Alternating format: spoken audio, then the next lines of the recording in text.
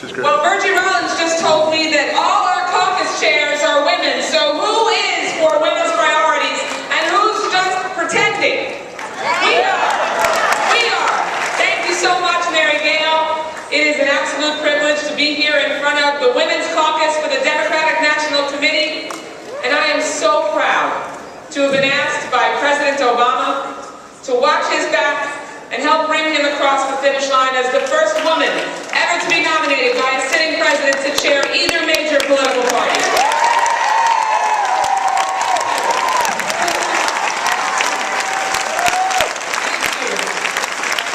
President Obama has made it very clear through 4 years of his presidency that it is not just words that matter, but deeds.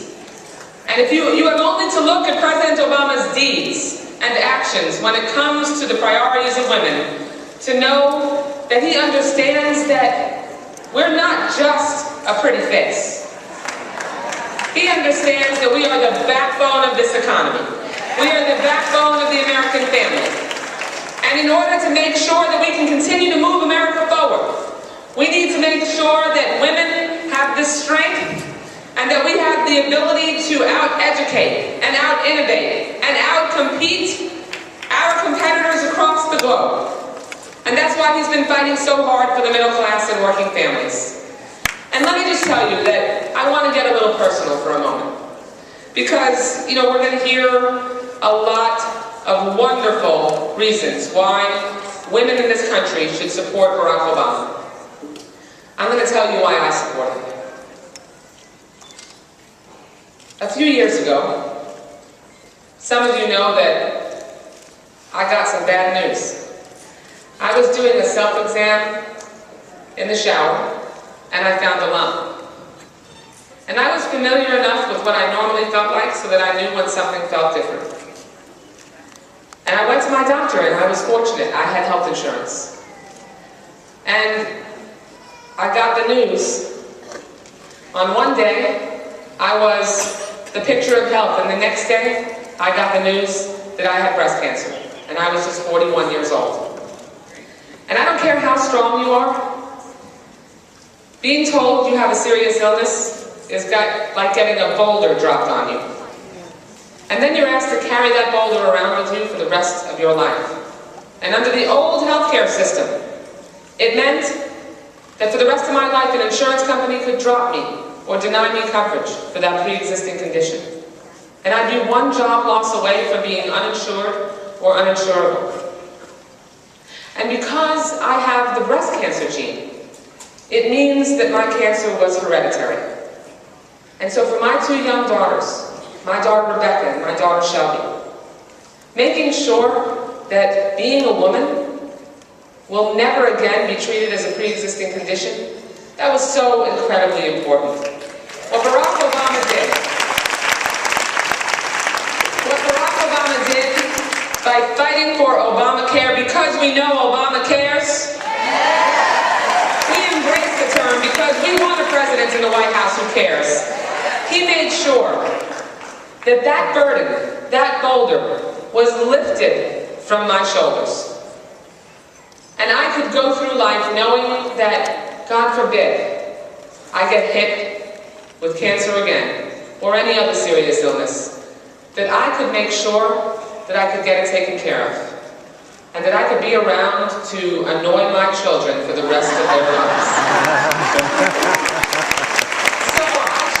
So I share that story with you because I want you to think about this election in this way. We have 63 days.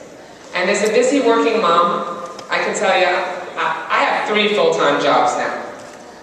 Being my children's mother, that's job 1, and it always will be. Representing my constituents in the United States House of Representatives is my first professional responsibility. Is Florida in the House, by the way? Okay, good to know.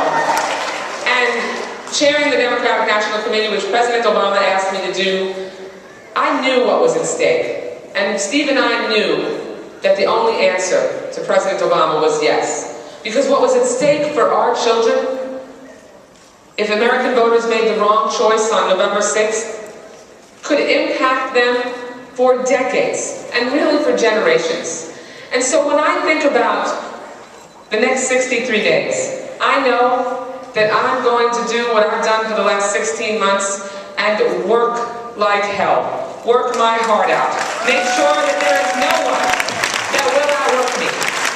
But I can't do that by myself. I can't keep that promise by myself. I need you to help me keep it.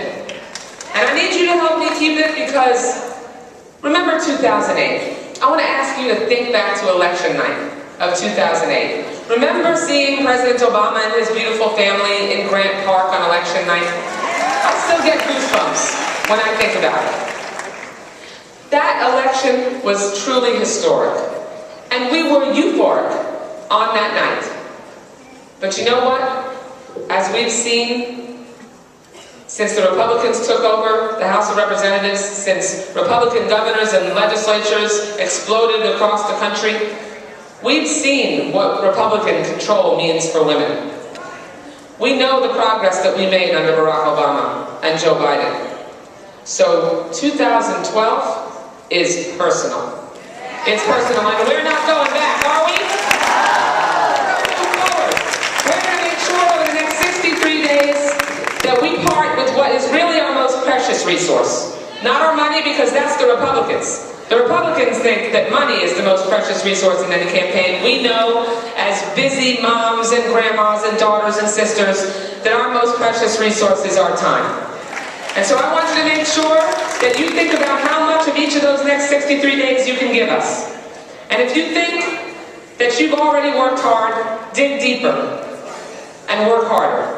Knock on one more door, make one more phone call. Make sure that we wake up on November 7th with no regrets.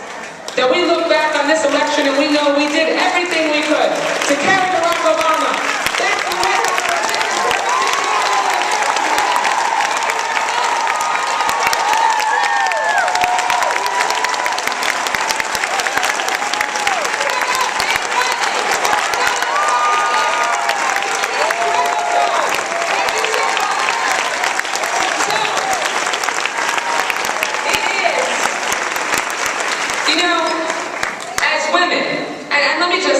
Women here in the audience, because you really are, we're a sisterhood here. We really are. We are all there for each other. We have each other's backs. As I've traveled the country and dealt with some of the pretty obnoxious commentary that comes from the other side, I have the skin of an alligator by now. And it's thanks to all of you, because you have lifted me up. And it's just been an incredible experience to go through the last 16 months as the chair of the DNC. Oh, you're welcome. You're welcome. But part of that incredible experience for us as women is the friendships, the relationships that we build. The ones that we know will last far past when the applause die down and when the election is over and we get on to continue the business of moving our country forward. It's our friendships among women that matter to us the most. Well, I have the privilege of introducing someone who has become an incredibly special friend to me, someone who I admire and who President Obama has called upon so many times. And no wonder that he calls upon a brilliant woman to be his closest personal advisor. Doesn't surprise us at all, does it? Well, it is my privilege to introduce the senior advisor to President Obama, my girlfriend, Valerie Jarrett.